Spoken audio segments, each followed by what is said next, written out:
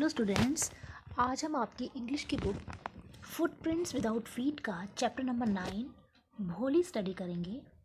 भोली एक हिंदी का शब्द है और भोली का मतलब आप सब जानते हैं, सीधा साधा। कोई बहुत ही सिंपल होता है उसे हम भोला भाला बोलते हैं और भोली इस स्टोरी की जो मेन कैरेक्टर है उसका नाम है। फ्रॉम आर वेरी चाइल्डहुड भोली वॉज नेग्लेक्टेड एट होम। अपने बचपन से ही भोली को घर पर नेग्लेक्ट किया जाता था। नेग्लेक्ट का मतलब होता है उसकी तरफ ध्यान नहीं दिया जाता था, उसे नज़रअंदाज किया जाता था, उसकी परवाह नहीं की जाती थी। Why did her teacher take special interest in her. जो भोली की टीचर थी उसने भोली में इतना इंटरेस्ट क्यों लिया। Did Bholi measure up to her teachers expectations. क्या भोली अपने टीचर की जो एक्सपेक्टेशंस थी, एक्सपेक्टेशंस का मतलब होता है उम्मीदें, क्या उन पर खरी उतरी, क्या वहाँ तक वो पहुँच पाई, मेजर अप कर पाई, वहाँ तक वो पहुँच पाई जहाँ तक टीचर की, भोली की टीचर की उससे उम्मीदें थी। Read and find facts. Why is Bholi's father worried about her. Bholi के जो पिताजी हैं वो उसके बारे में वरिड, वरिड का मतलब होता है चिंतित क्यों हैं। For what unusual reason is Bholi sent to school. Bholi को किस कारण स्कूल भेजा गया। इन सब क्वेश्चन का आंसर्स हमें इस स्टोरी में मिलेगा, जिस स्टोरी का नाम है Bholi. Her name was Sulekha but since her childhood everyone had been calling her Bholi the simpleton. उसका नाम सुलेखा है लेकिन बचपन से ही सब उसे क्या बोलते हैं, भोली। भोली का मतलब होता है सिंपलटन। इंग्लिश में भोली का ट्रांसलेशन अगर हम करेंगे तो simpleton.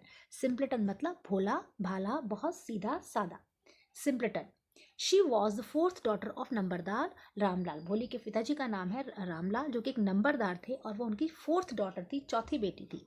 One she was 10 months old, जब वो 9 महीने की थी, वो एक चारपाई से नीचे गिर गई। She had fallen off the cot on her head. सर के बल गिर गई। एंड परहैप शायद it had damage some part of her brain. इसकी वजह से उसके ब्रेन का कुछ हिस्सा डैमेज हो गया, खराब हो गया। That was why she remained a backward child and came to known as Bholi. इसीलिए वो थोड़ा सा पढ़ाई में और बाकी चीज़ों में बैकवर्ड रही, पिछड़ी रही, और इसी कारण उसका नाम शायद भोली पड़ गया, यानी कि simpleton. Simpleton means very simple. Simpleton का हिंदी मीनिंग भोली। At birth the child was very fair and pretty. Birth में जब वो छोटी थी तो बहुत ज़्यादा सुंदर थी, बहुत ज़्यादा प्रिटी थी, फेयर और प्रिटी थी जब वो छोटी थी। But when she was 2 year old, जब वो 2 साल की थी, she had an attack of small pox. चेचक की एक बीमारी होती है, उसका उस पर अटैक हुआ, उसे ये बीमारी हो गई। Only the eyes were saved, सिर्फ उसकी आंखें बची। But the entire, entire means पूरी, पूरी जो उसकी बॉडी थी वो परमानेंटली डिसफिगर होगी। परमानेंटली मीन्स हमेशा के लिए। डिसफिगर का मतलब होता है खराब हो गई। बाय द डीप ब्लैक पोक मार्क्स, उसके शरीर पर पोक मार्क्स मीन्स दाग, दाग पड़ गए, निशान पड़ गए, चेचक के काले रंग के निशान उसकी बॉडी पर पड़ गए। Little Sulekha could not speak till she was 5। जब वो 5 साल की भी हो गई तब तक भी बोल नहीं पाती थी।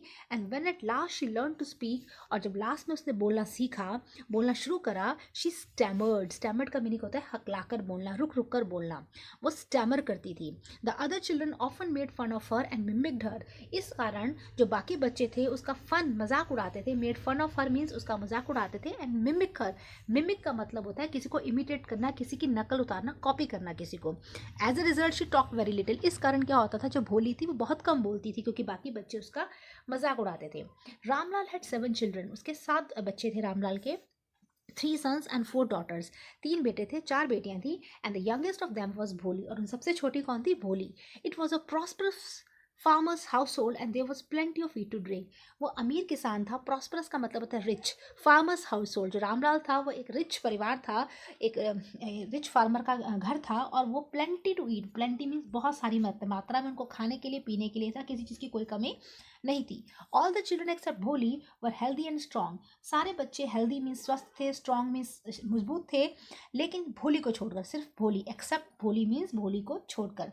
The sons had been sent to the city to study in the schools and later in colleges. जो बेटे थे उन्हें पढ़ने के लिए शहर भेजा गया, स्कूल में, और उसके बाद में later in colleges means school के बाद कॉलेज में उन्हें भेजा गया। Of the daughters Radha the eldest had already been married. बेटियों में जो राधा थी वो सबसे बड़ी थी। एल्डेस्ट मीन्स सबसे बड़ी थी, और she had already been married, और उसकी शादी हो चुकी थी। जो दूसरी बेटी थी, द सेकंड डॉटर, उसका नाम था Mangala. Mangala's marriage had also been settled. Mangala की शादी भी सेटल हो गई थी, मीन्स तय हो गई थी। And when that was done, और जब मंगला की शादी के बाद, Ramlal would think of the third Champa. Mangala के बाद किसकी टर्न आनी थी शादी की?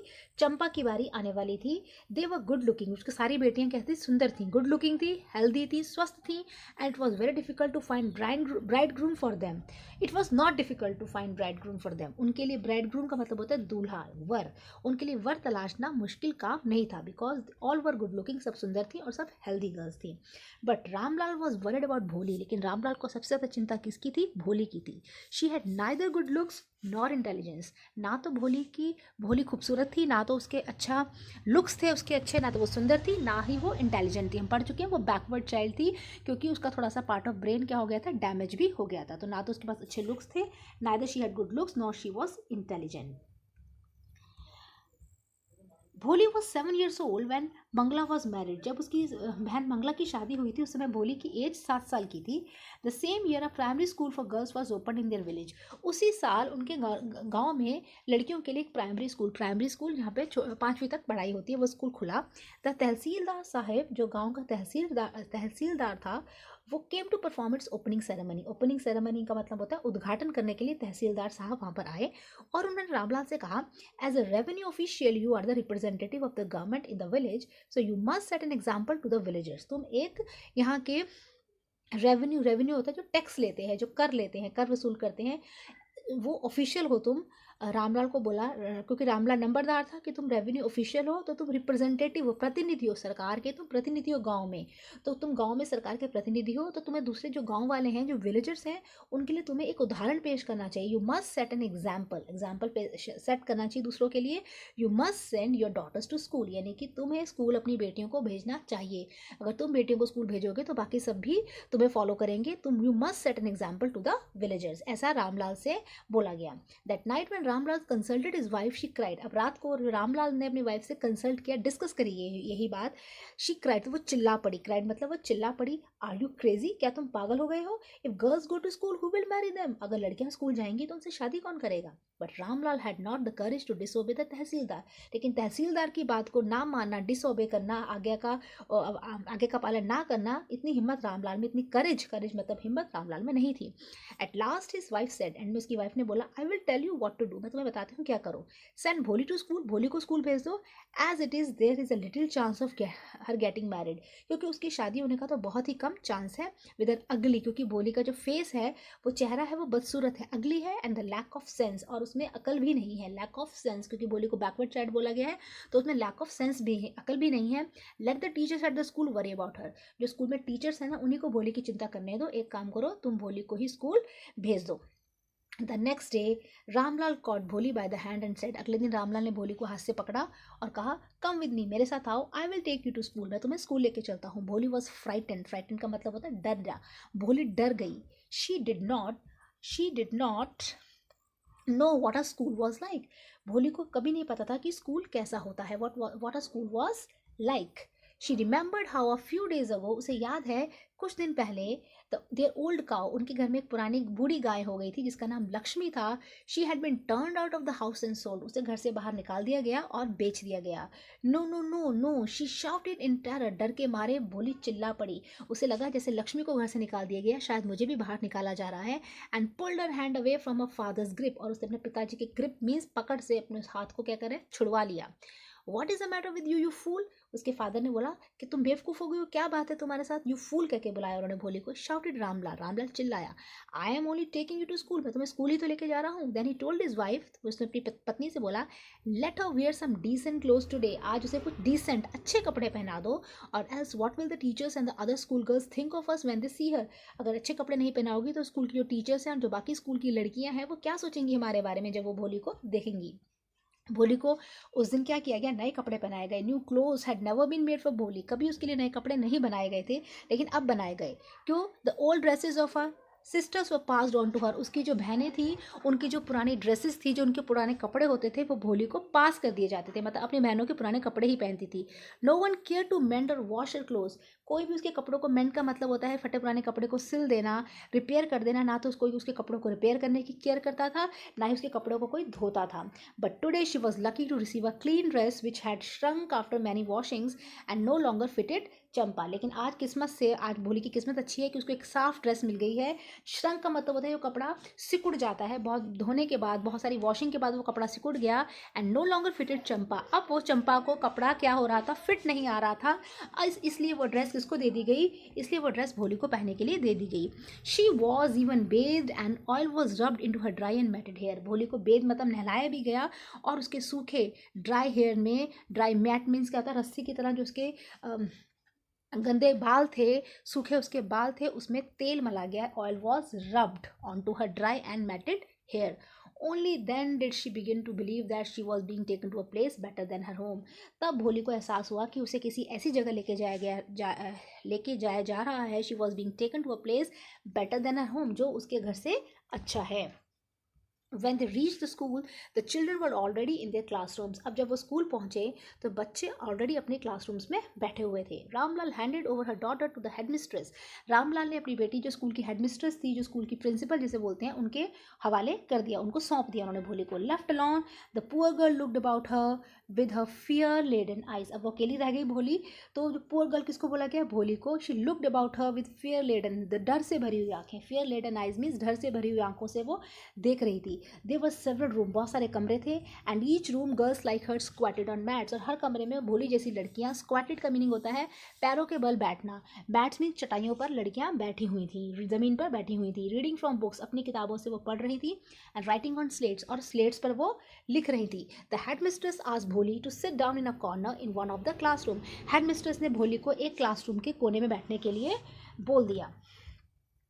भोली did not know what exactly a school was like, Bholi को नहीं पता था कि जो स्कूल है, what exactly a school was like, कि स्कूल कैसा होता है, किसे स्कूल बोलते हैं, एंड वॉट हैपन देयर, और स्कूल में क्या होता है। But she was glad to find so many girls almost of her own age present there, लेकिन भोली बहुत सारी लड़कियां, बहुत सारी girls almost her own age, अपनी ही उम्र की बहुत सारी लड़कियों को देखकर ग्लैड हो रही थी, मीन्स हैप्पी हो रही थी, glad means happy. She hope that one of this girls might become her friend, वो उम्मीद कर रही थी, होप मीन्स वो सोच रही थी, ऐसी आशा कर रही थी कि उनमें से कोई एक लड़की उसकी क्या बन जाएगी, दोस्त बन जाएगी। The lady teacher who was in the class was saying something to the girls but Bholi could understand nothing, अब उसकी जो क्लास में एक टीचर आई जो लड़कियों से कुछ कह रही थी, लेकिन भोली को कुछ भी समझ में नहीं आ रहा था। She could understand nothing. She looked at the pictures on the wall, वो दीवार पर लगी हुई तस्वीरों को देख रही थी। द कलर्स फैसिनेटेड हर, जो दीवार, जो उनके कलर्स थे, जो उनके पिक्चर्स के कलर्स थे, वो उसे फैसिनेट कर रहे थे। फैसिनेट का मतलब होता है वो उसे अपनी तरफ आकर्षित कर रहे थे, वो उसे अट्रैक्ट कर रहे थे। The horse was brown just like the horse on which the tehsildar had come to visit their village, जो घोड़ा था वो वैसे ही ब्राउन कलर का था जैसे घोड़े पर तहसीलदार उनके गांव में आते हैं, उनके गांव की विजिट करते हैं। The goat was black like the goat of the neighbour, जो गोट क्या होती है, बकरी, काली थी जैसे कि उसके नेबर की बकरी है।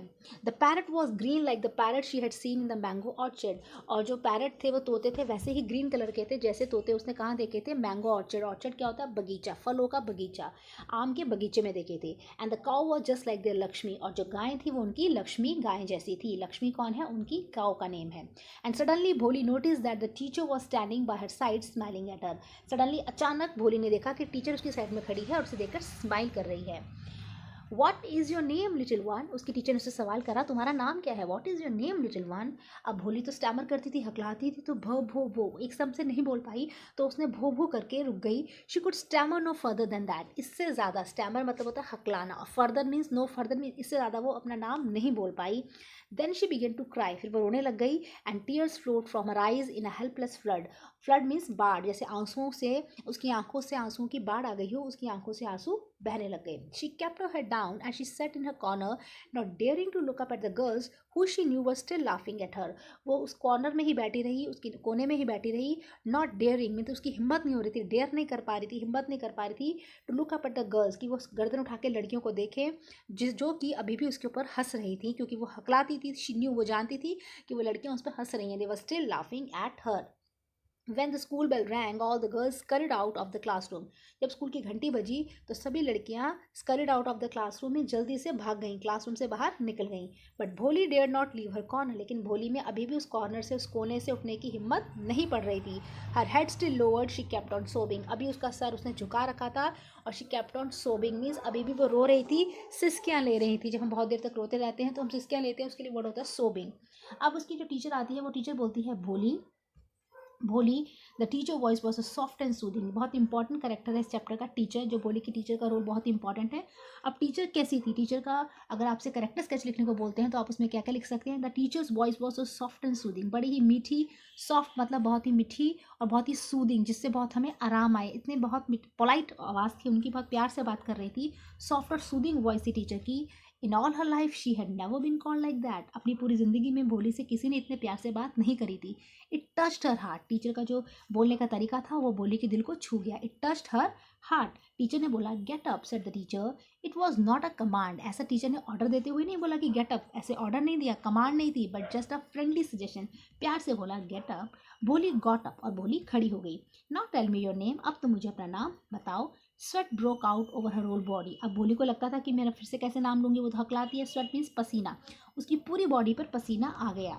Would her stammering tongue again disgrace her, अब मैं टीचर के सामने फिर से हकलाऊंगी, स्टैमर करूंगी, तो मेरी हकलाने की जो जीभ है वो मुझसे फिर से मुझे डिसग्रेस करेगी। डिसग्रेस का मतलब होता है बेइज्जती करना, क्या मेरी फिर से बेइज्जती होगी। For the sake of this kind women however she decided to make an effort, लेकिन अब टीचर के सामने, अब टीचर ने उसे बोला, काइंड वुमेन किसको बोल रहे हैं, टीचर को, उस दयालु महिला के लिए she decided to make an effort. Effort मतलब होता है कोशिश करना, उसने कहा मैं ट्राई करूंगी, कोशिश करूंगी।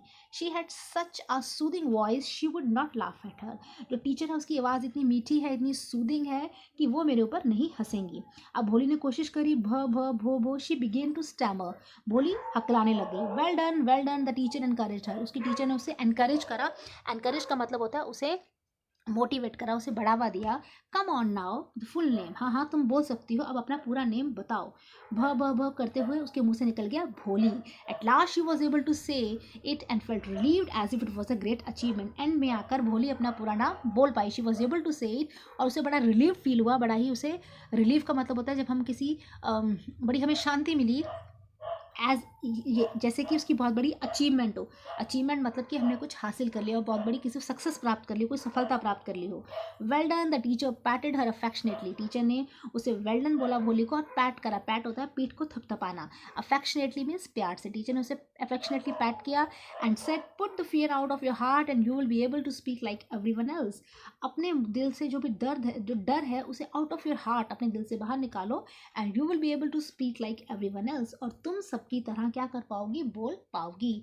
बहुत इंपॉर्टेंट करेक्टर है टीचर का, तो टीचर ने उसको एनकरेज करा, उसको अफेक्शनेटली पैट करा और उसे बोला put the fear out of your heart, अपने दिल से डर को बाहर निकालो और तुम सबकी तरह बात कर पाओगी। Bholi looked up as if to ask really, Bholi ने टीचर की तरफ देखा जैसे मान लो भोली पूछना चाहती हो, सचमुच, रियली, क्या मैं सचमुच बोल पाऊंगी। Yes yes it will be very easy, you just come to school every day, will you come, हाँ हाँ क्यों नहीं, बहुत आसान होगा, you just come to school every day, तुम रोज स्कूल आया करो। विल यू कम, क्या तुम स्कूल आओगी। भोली नॉडेड, नॉड का मतलब होता है सर हिला देना, भोली ने अपनी गर्दन हिला दी। नो से इट अलाउड, गर्दन मत हिलाओ, जोर से बोलो, से टीचर ने कहा, जोर से बोलो, से इट अलाउड। ये यस, भोली हकलाते हुए क्या बोली, yes, and the Bholi herself was astonished that she had been able to say it, Bholi खुद ही एस्टोनिश का मतलब होता है सरप्राइज होगी, हैरान होगी कि वो अपना यस बड़ी आसानी से वो शब्द उसके मुंह से निकल गया। डिडंट आई टेल यू, मैंने तुम्हें कहा था ना, डिडंट आई टेल यू, मैंने तुम्हें कहा था ना, नाउ टेक दिस बुक, अब ये किताब ले लो, उसकी टीचर ने उसे किताब दी। The book was full of nice pictures, जो किताब थी उसमें बहुत अच्छी अच्छी पिक्चर्स थी। Pictures were in colour, pictures colourful थी, डॉग की, cat, goat, horse, parrot, tiger and cow just like Lakshmi, और एक गाय जो कि लक्ष्मी जैसी थी, इन सब एनिमल्स की पिक्चर्स थी। And with every picture was a word in a big black letter, जैसे छोटे बच्चों की बुक होती है जिसमें लेटर्स होते हैं, तो हर पिक्चर के साथ एक वर्ड लिखा हुआ था, एक शब्द लिखा हुआ था बड़े बड़े काले अक्षरों में, big black letters. In 1 month you will be able to read this book, एक महीने में तुम ये किताब पढ़ना सीख सकती हो। When I will give you a bigger book, फिर मैं तुम्हें एक बड़ी किताब दूंगी, देन स्टिल बिगर वन, फिर और बड़ी किताब दूंगी। In time you will be more learned than anyone else in the village, और कुछ समय में तुम इस गांव में सबसे ज़्यादा, एनीवन एल्स सबसे ज़्यादा, इतना पढ़ा लिखा कोई नहीं, बिल्कुल लर्नड बन जाओगी, लर्नड मीन सबसे ज़्यादा पढ़ी लिखी बन जाओगी। Then no one will ever be able to laugh at you, और फिर कोई भी तुम पर हंस नहीं पाएगा। People will listen to you with respect and you will be able to speak without the slightest tremor, लोग तुम्हें बड़ी ही रिस्पेक्ट के साथ क्या करेंगे, सुनेंगे, लिसन करेंगे, और तुम बोल पाओगी without the slightest stammer, slightest means बिल्कुल भी बिना हकलाए, स्टैमर करे, बिना स्लाइटेस्ट स्टैमर करे तुम बोल पाओगी। अंडरस्टैंड, ऐसे क्वेश्चन बोलते हुए टीचर ने बोला समझी, मेरी बात समझी। Now go home and come back early tomorrow morning, अब अगर घर जाओ और कल सुबह जल्दी स्कूल आना। भोली felt As if suddenly all the bells in the village temples were ringing and the trees in front of the schoolhouse had blossomed into big red flowers, her heart was throbbing with a new hope and a new life. भोली को अचानक से ऐसा लगा जैसे कि जितने भी गांव में जो मंदिर की जो घंटियां हैं वो बजने लग गई, ringing, and the trees in front of the school house, और उसके घर के सामने, स्कूल के सामने जो पेड़ थे, it has blossomed with big red flowers, उन पे लाल रंग के बड़े बड़े फूल खिल गए हों, and heart was throbbing with a new hope of new life, जो उसका दिल था वो धड़क रहा था, थ्रोबिंग मीन्स बीटिंग फास्ट, जो दिल था बहुत तेज धड़क रहा था एक नई उम्मीद के साथ, एक न्यू होप के साथ, एंड अ न्यू लाइफ, जैसे कि उसको एक नई उम्मीद और एक नया जीवन उसको मिल गया हो। इस तरह से टाइम गुजरने लगा। 10 years पास्ट, इस तरह से जो समय था वो गुजरने लगा। The village became a small town, अब वो जो गांव था उसने तरक्की कर ली, अब वो छोटा सा शहर बन गया, छोटा सा कस्बा बन गया। The little primary school became the high school, जो प्राइमरी स्कूल था वो हाई स्कूल बन गया। There were now a cinema under a tin shed and a cotton ginning mill, अब वहाँ पर एक सिनेमा हॉल भी खुल गया, टिन शेड के नीचे एक सिनेमा भी खुल गया, और कॉटन गिनिंग मिल, वहाँ पे एक रुई का एक मिल भी खुल गई, एक रुई का कारखाना जहाँ पे रुई को बीजों से अलग किया जाता है, कॉटन गिनिंग मिल भी बन गई वहाँ पर।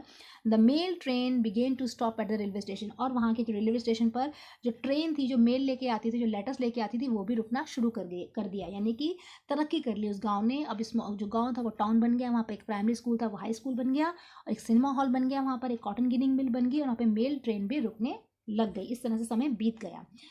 अब जो भोली थी वो भी बड़ी हो गई है। One night after dinner Ramlal said to wife, एक दिन खाने के बाद रामलाल अपनी पत्नी से कहा, then shall I accept Bishamber's proposal, तो क्या मैं बिशंबर का न्योता, प्रपोजल, जो प्रपोजल आया है बिशंबर का, वो स्वीकार कर लूँ? यस सर्टेनली, हाँ हाँ क्यों नहीं, उसकी वाइफ बोली। Bholi will be lucky to get such a well to do bridegroom, यानी कि भोली के लिए शादी का प्रपोजल आया है बिशंबर की तरफ से, तो उसकी वाइफ बोलते हैं हाँ हाँ क्यों नहीं, भोली तो बड़ी लकी होगी, बड़ी ही किस्मत वाली होगी अगर उसे इतना वेल टू डू का मतलब होता है रिच, अमीर, और ब्राइड ग्रूम का मतलब होता है दूल्हा, अगर उसे इतना अच्छा दूल्हा, इतना रिच दूल्हा मिलेगा तो भोली तो किस्मत जग जाएगी।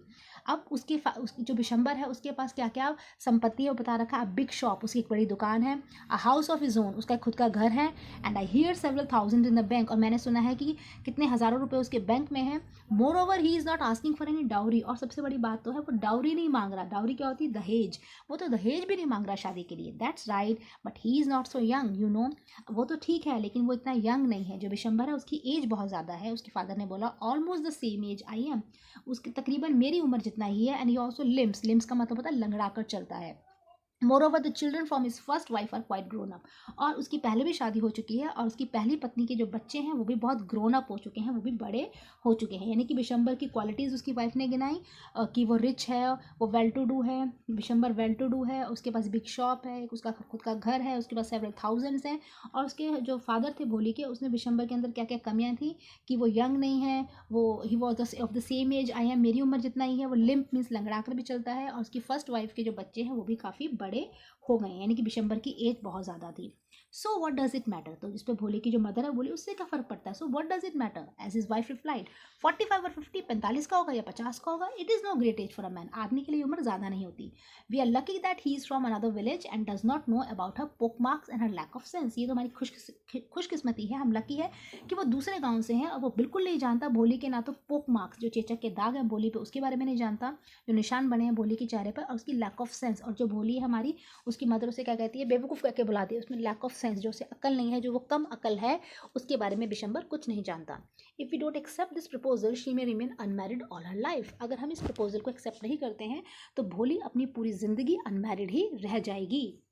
Yes but I wonder what Bholi will say, उसके फादर बोलते हैं मैं हैरान हूँ, मैं सोच रहा हूँ कि भोली क्या बोलेगी, वॉट भोली विल से, लेकिन उसके फादर बोलते हैं कि भोली क्या बोलेगी। What will that witless one से, तो उसकी मदर बोलती है विटलेस मन मीन्स फूल, बेवकूफ़, जिसको अकल ना हो, वो क्या बोलेगी, वो बेवकूफ़ क्या बोलेगी। शी इज़ लाइक अ डम काउ, बहुत इंपॉर्टेंट वर्ड्स हैं चैप्टर के, डम काउ, एक गूंगी गाय की तरह है, वो क्या बोल सकते हैं। उसकी मदर ने उसे विटलेस बोला, डम काउ बोला, ये वर्ड्स आप अपने आंसर्स लिखते समय यूज़ करेंगे। Maybe you are right muttered Ramlal, शायद तुम ठीक कह रही हो, मटर्ड होता है मुंह में धीरे धीरे कोई बात बुड़बुड़ाते हुए रामलाल ने बोला, शायद तुम ठीक कह रही हो। In the other corner of the courtyard, Bholi lay awake on her coat, listening to her parents' whispered conversation. अब भोली दूसरे उसी कोर्टयार्ड मीन्स आंगन के एक दूसरे कोने में जागी हुई पड़ी हुई थी, लेटी हुई थी, जागी हुई लेटी हुई थी अपनी चारपाई पर, कोट पर, अपने पेरेंट्स की कन्वर्सेशन को, विस्पर्ड मीन जो फुसफुसा कर धीरे धीरे वो बात कर रहे थे उसको वो सुन रही थी। She was listening to the whispered conversation of her parents. Bishamber Nath was a well to do grocer. Bishamber Nath एक वेल टू डू, एक अमीर ग्रॉसर था। ग्रॉसर होता है पंसारी की जो दुकान होती है, जो किराने की दुकान होती है।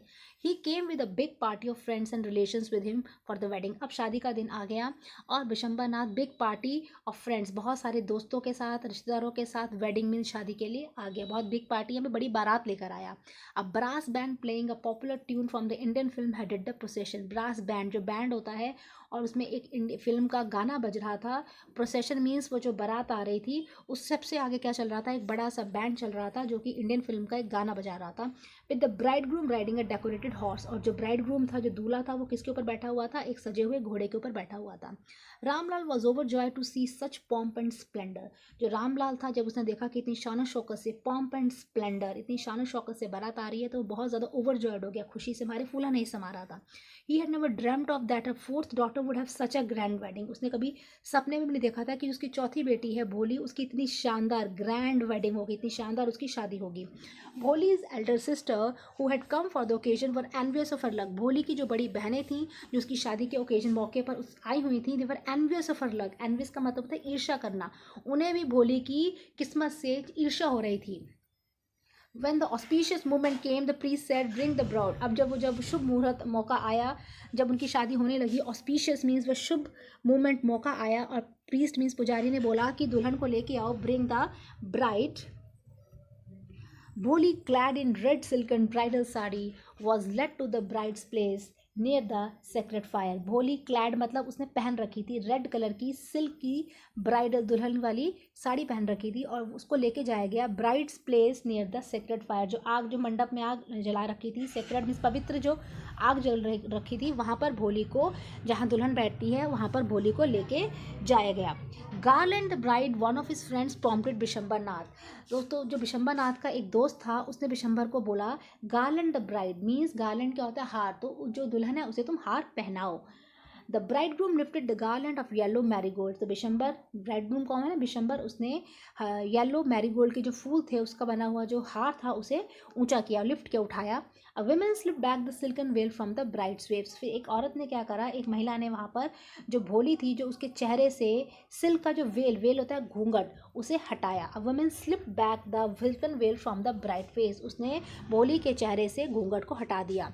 Bishambar took a quick glance. तभी बिशंबर ने एक झलक, क्विक ग्लैंस का मतलब होता है एक झलक देखी भोली की, उसने उसकी फेस को देख लिया। Bishamber took a quick glance, the garland remain poised in his hand. जो गार्लैंड था वो उसके हाथों में ही पड़ा रह गया। It remain poised in his hand, वो उसके हाथों में ही रह गया। The bride slowly pull down the veil over her face. और जो ब्राइड थी, जो भोली थी, उसने धीरे से जो अपना वेल मीन्स घूंघट था उसे फिर से अपने चेहरे पर डाल लिया। Have you seen her, said Bishamber to the friend next to him. अब बिशंबर ने भोली को नहीं देखा था, अब पहली बार उसने उसके फेस को देखा है, तो बिशंबर के साथ उसका दोस्त खड़ा था, उसको उसने पूछा, हैव यू सीन हर, क्या तुमने उसे देखा? शी हैज पोक मार्क्स ऑन हर फेस। उसके चेहरे पर पोक मार्क्स हैं, निशान पड़े हैं उसके चेहरे पर। So what, you are not young either. तुम भी तो यंग नहीं हो, तो तुम कौन सा जवान हो? Maybe, but if I am to marry her father must give me a 5000 rupees. ठीक है, लेकिन अगर मैं उसे शादी करूंगा, अब बिशंबर ने शर्त रख दी कि उसके फादर को मुझे 5000 रुपये देने पड़ेंगे। हिज फादर, हर फादर मस्ट गिव मी 5000 रुपीज़। अब ये बात सुनकर जो रामलाल था वो बहुत ज़्यादा दुखी हो गया। He went and placed his turban his honour at Bishamber's feet. Do not humiliate me, take 2000 rupees. अब रामलाल गया और उसने टर्बन होता अपनी पगड़ी, उसने अपनी पगड़ी कहाँ रख दी? ही प्लेस दिस टर्बन, अपनी पगड़ी मीन्स अपना ऑनर, अपना सम्मान कहाँ रख दिया? बिशंबर के पैरों में रख दिया, और उससे बोला, डू नॉट ह्यूमिलेट मी सो। मुझे ह्यूमिलेट का मतलब होता है इंसल्ट करना, आप मेरी इतनी इंसल्ट मत करो। टेक 2000 रुपीज़, आप 2000 रुपये ले लो। नो 5000, 5000 पे ही वो अड़ गया। 5000 और वी गो बैक, नहीं तो हम वापस चले जाएंगे। कीप योर डॉटर, अपनी बेटी को अपने पास ही रख लो। Be a little considerate please, if you go back I can never show my face in the village. Be a considerate please means कुछ तो आप ख्याल कीजिए, कुछ तो आप मेरी बात का ध्यान रखिए। If you go back I can never show my face in the village. अगर आप चले गए वापस तो मैं गाँव में किसी को अपना फेस नहीं दिखा पाऊंगा। देन आउट विद द 5000, तो फिर तुम 5000 रुपये ले आओ। Tears streaming down his face, Ramlal went in, opened the safe and counted out the notes. उसकी tears means आंसू बह रहे थे उसके चेहरे से, और जो रामलाल है वो अंदर गया, उसने अपना सेफ जो तिजोरी थी उसे खोला और counted out the notes, और नोटों को गिनने लग गया.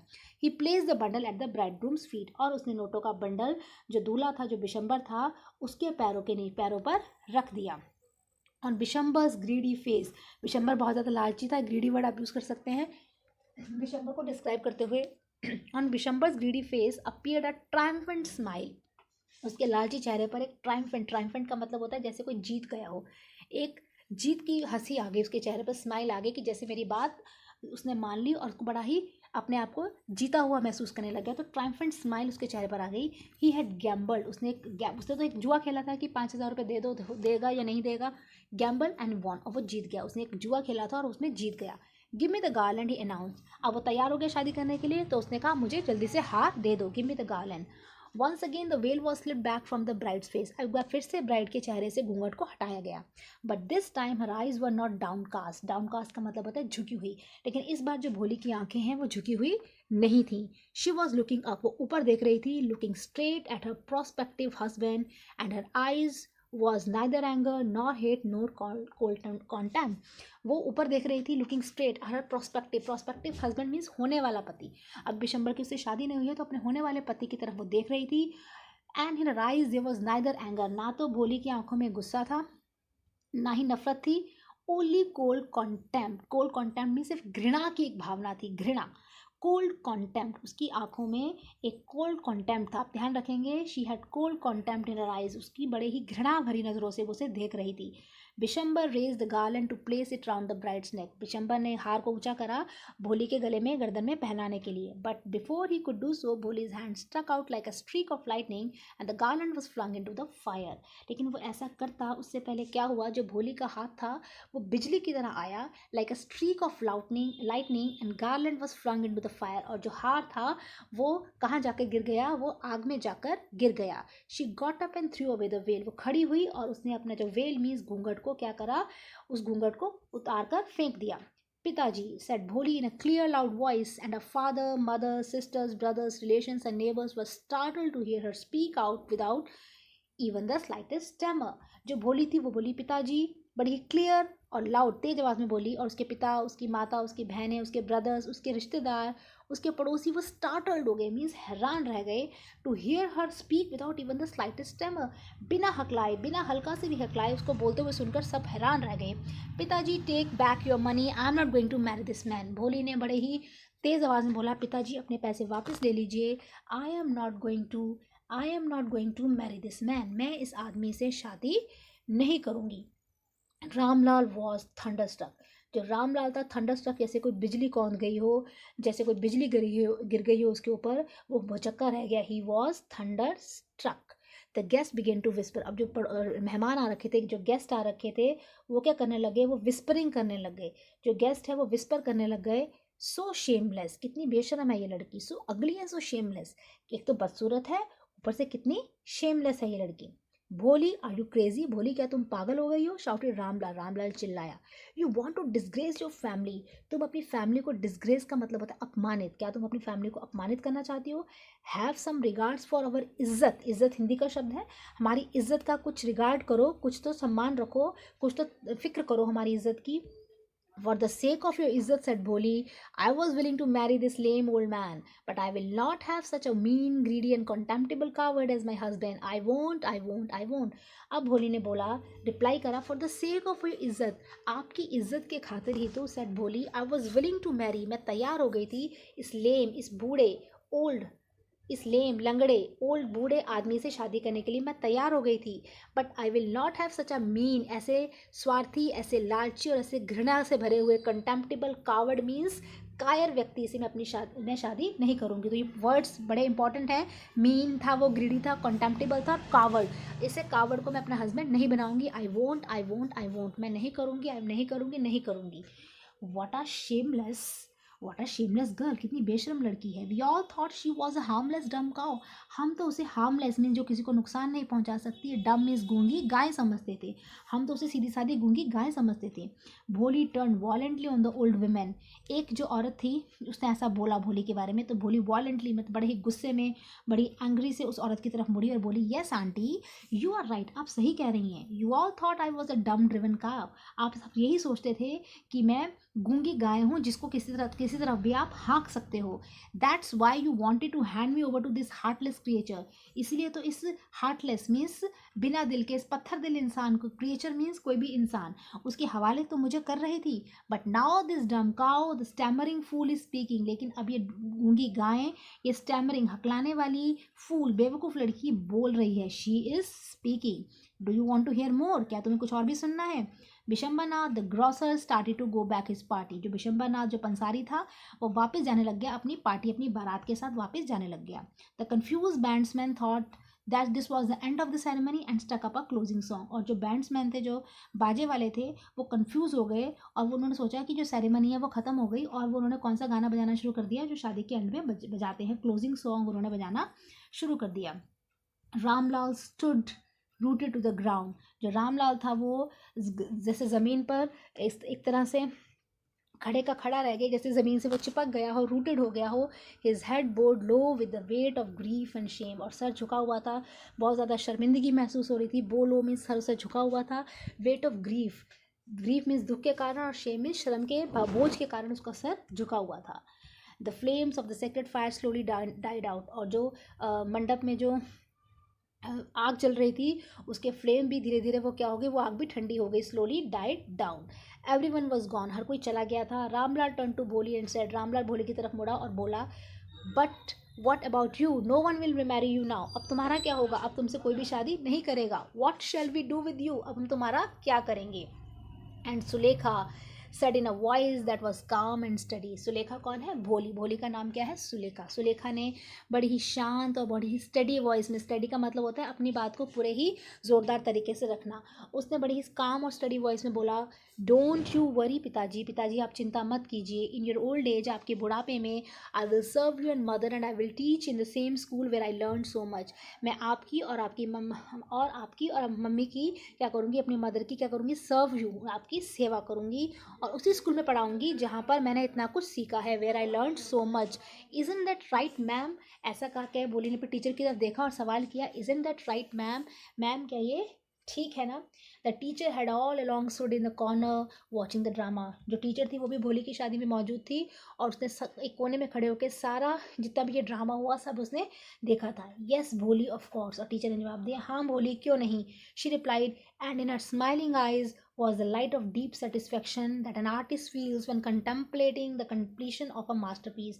और जो टीचर की जो आंखें थी वो मुस्कुराती हुई आंखों में एक बड़ा ही सेटिस्फैक्शन, एक बड़ा ही डीप सेटिस्फैक्शन नज़र आ रहा था, एक संतोष नज़र आ रहा था जो एक आर्टिस्ट की आंखों में नज़र आता है जब अपनी वो किसी कला को कंप्लीट कर लेता है। When contemplating the completion of her masterpiece, जब अपना वो सबसे खूबसूरत अपनी तस्वीर बना लेता है, एक मास्टरपीस बना लेता है, उसको बनाने के बाद उस आर्टिस्ट की नज़र आंखों के अंदर जो सेटिस्फैक्शन नज़र आता है, जब वो कंटेम्पलेट कर रहा होता है, जब सोच रहा होता है अपना मास्टरपीस बनाने के बाद, वैसा ही कंटेम्पलेशन, वैसी ही एक संतुष्टि भोली की टीचर की आंखों में थी, मानो उन्होंने उनका बनाया हुआ एक मास्टरपीस, एक लड़की भोली जिसको उन्होंने इंस्पायर किया, मोटिवेट किया, आज वो मास्टरपीस बनकर तैयार हो गया है। इस तरह से जो भोली की लाइफ में उसके टीचर का एक बहुत इंपॉर्टेंट रोल रहा है। उन्होंने एक सिंपलटन को, एक डम काऊ को, एक बहुत ही सीधी सादी लड़की को उन्होंने एक बहुत ही मैच्योर, एक बहुत ही full of wisdom human being में बदल दिया। और ये यहाँ पर आकर जो हमारी स्टोरी है भोली, ये कंप्लीट हो जाती है। और जिस स्टोरी की जो इंपॉर्टेंट कैरेक्टर है वो भोली है और भोली की टीचर हैं। और आप इस स्टोरी को एक बार ध्यान से पढ़ेंगे तो आपको ये चैप्टर बहुत अच्छे से समझ में आ जाएगा।